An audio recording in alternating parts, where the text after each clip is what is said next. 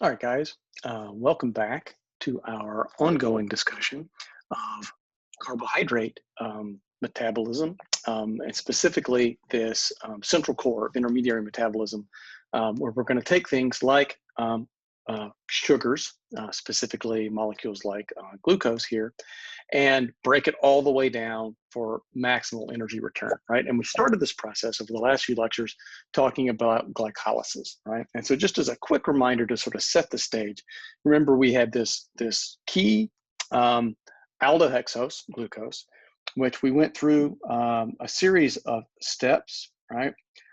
In which we invested a couple of ATP molecules to make couple of ADPs, where we phosphorylated, isomerized, and phosphorylated again glucose to turn it into fructose 1,6-bisphosphate. Then used the power of that primary amine forming that Schiff's base to that ring-opened fructose 1,6-bisphosphate to split glucose in half, right? To basically rip the sugar into two pieces in the aldolase reaction. Into dihydroxyacetone phosphate, which wasn't so useful, and glyceraldehyde 3-phosphate, which really is useful and really sort of is the goal of this pathway, right? So this guy, right, okay.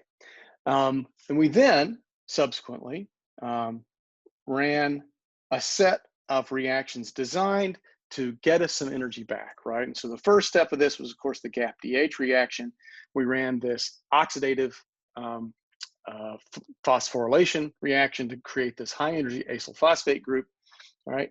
Where we now, of course, and we remember, of course, we do this twice, right? Because we've got 2 moles of GAP for each mole of glucose that comes through here, right? So using some NAD+, we run this oxidative phosphorylation reaction to get some NADH back out. Let me rewrite that actually, just as a reminder. We got 2 NAD+ to give us 2 NADH right here at the GAP-DH reaction, right?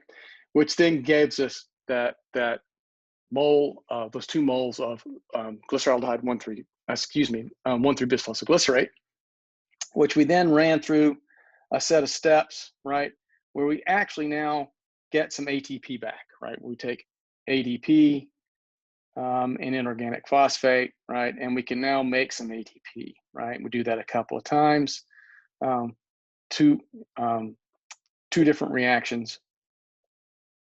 Let me space that out a little bit more, right? Well, maybe not here. Let me write this a little more clearly. Right, where, well, I'll just tell you what, I'll just write down the net. That's a bit easier. We write down the net gain where we take 2 ADPs net. Remember, there are actually 2 of these substrate level phosphorylation events, but net, if you balance off what we spent up here in the hexokinase and the phosphofructokinase reactions, our net yield here is just 2 ATPs, right? To ultimately come down here at the back end of this pathway to give us the final product of glycolysis, which was this simple alpha keto acid pyruvate, right? All right. So the issue that we're now facing is, how do we take pyruvate, the output of glycolysis, and burn it for maximum possible yield, right? And we, continue to do something that gives us energy, right? And we dealt with this question, at least in part, last time by considering what happens when you do or don't have oxygen, right? So we considered last time what happens and you don't have oxygen. Well, we have to run these fermentation reactions, right? And the one that's most relevant, of course, for human beings, of course, is this production of, the sort of homolactic, I guess, fermentation, which generates when we then dump those, oh, come on. we dump those reducing equivalents, those NADH equivalents, back into the structure of pyruvate to reduce that carbonyl back to an alcohol, now giving us lactate, right? And that's great because it solves this problem of, well, what do you do with this essentially chemical waste in the form of these electrons that are in NADH, which then allows us to keep the GAP-DH reaction running by regenerating our NAD+. That's great. Okay. And this is awesome for all the reasons we talked about, right? It works. It's relatively simple. It's only 10 reactions. It's fast. You can run glycolysis about 100 times faster than other methods of producing ATP. So it's a very fast way to make ATP. So let's write that down. It's fast, right? It's also useful for forming intermediates. As we pointed out in that paper we looked at in the Warburg effect, that the intermediates of the glycolytic pathway can be incredibly important for biomass production. In fact, cancer cells go out of their way to uncouple glycolysis from ATP production so they can just run this pathway for making molecules they need for biomass, right? Again, that's the statement of the Warburg effect, right? Aerobic glycolysis. But under normal conditions, when you don't have oxygen, right, which is what we're sort of considering over here for doing fermentations. This phase, glycolysis, is sometimes known as the anaerobic phase of carbohydrate metabolism because you remember, or hopefully you remember, as we went through this process of going from glucose, all these steps, oxygen never appears anywhere in any of these reactions. It's not essential. These reactions will run absolutely, completely, and identically as we describe them in the absence of oxygen, right? Okay.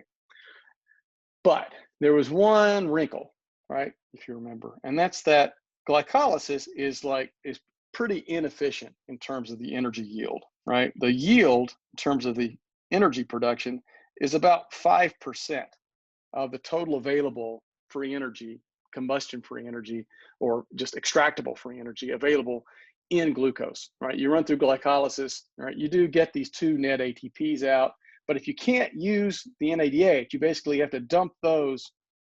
You have to dump those NADH molecules here. If you have to dump these guys through a fermentation process, right, back just to get your reducing equivalents back, you're not going to do so great in terms of your energy yield, right? All right. So what we're going to think about now is what happens when you do have oxygen, right? Now things change, right? And what we're going to see is that the pathway that becomes available, right, is, again, we're going to run through a series of steps. It's going to be a lot more steps than these fermentation reactions. In fact, it's going to take about another approximately 10 steps, right? But this next set of reactions is designed to generate what is essentially a torrent of high potential electrons, right? They're just going to come pouring out of this freaking pathway, right? In a whole bunch of different steps, right?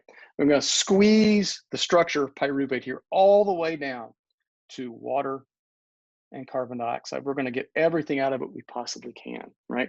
And once again, you're going to see that even though this pathway depends upon the presence of oxygen, oxygen does not appear explicitly in any of these reactions. There's no explicit need for oxygen in any of the steps we're about to talk about. The reason that you have to have oxygen to run these pathways is because all of these electrons that are coming flying out of this pathway, right? If you don't have somewhere to put them, you've got the same problem we had with the GAP-DH reaction. These guys have to go somewhere, right? If you don't, you completely lose redox balance, right, in the cell. And in this case, it's not just the NAD plus NADH pathway, but you also lose your FAD to FADH2. Just like NAD plus, cells working very hard to maintain these ratios, right?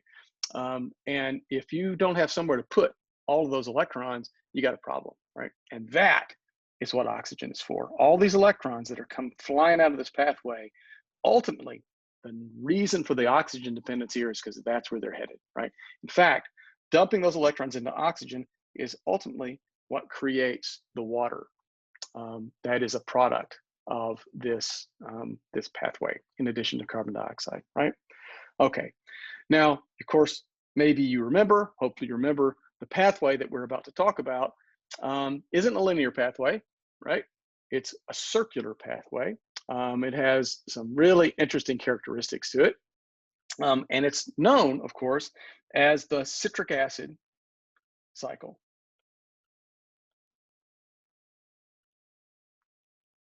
Right? And there's some neat things going on in how this pathway runs, and that's what we're going to start talking about next time.